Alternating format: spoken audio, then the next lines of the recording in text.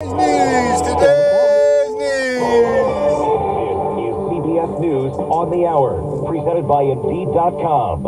I'm Monica Ricks in New York. The situation in Hawaii is now being described as apocalyptic as people on the island of Maui try to escape several fast-moving wildfires. Alan Dicker lives in Lahaina. Quite a few houses burned. I own several houses, and I know that one of them caught fire. I am still trying to track down all my tenants to make sure that everybody's safe. But communications are down, roads are blocked, and these fires are moving fast. There have been individuals who experienced concern about their safety due to the smoke and fire and decided to jump into the shoreline waters of the ocean. County spokeswoman Mahina Martin says people with severe burn injuries are being airlifted now to Honolulu. Haitian kidnappers have finally freed an American nurse and her child. Here's CBS's Kimmy McCormick.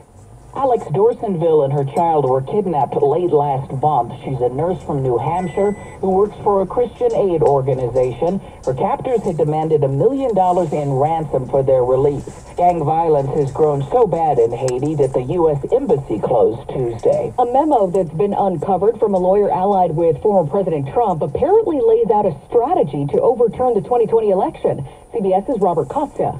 It, in essence, sketches out a plot to encourage Trump supporters in key battleground states to organize as false electors. This is a winding scheme that was put into place by Trump and his allies to try to keep him in power by putting forward alternative slates of electors from various states. The lawyer said it'd probably get struck down by the Supreme Court, but pushed for it anyways. California Senator Dianne Feinstein's office says she is back home now after a fall at home landed her in the hospital. They say it was a minor fall, so she didn't stay long, but the Democrat is 90 years old, so they got her checked out as a precaution.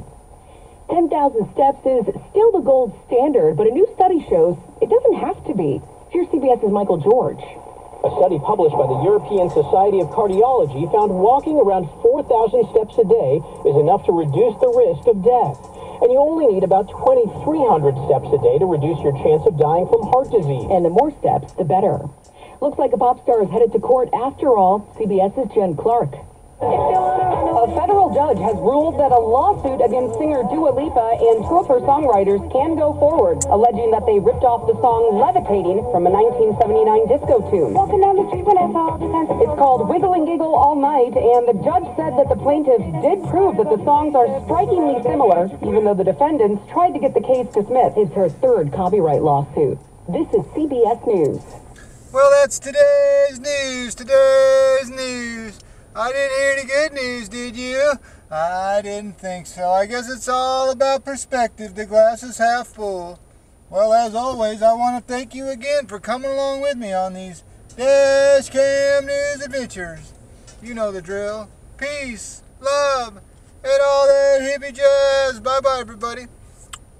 It's 83 degrees.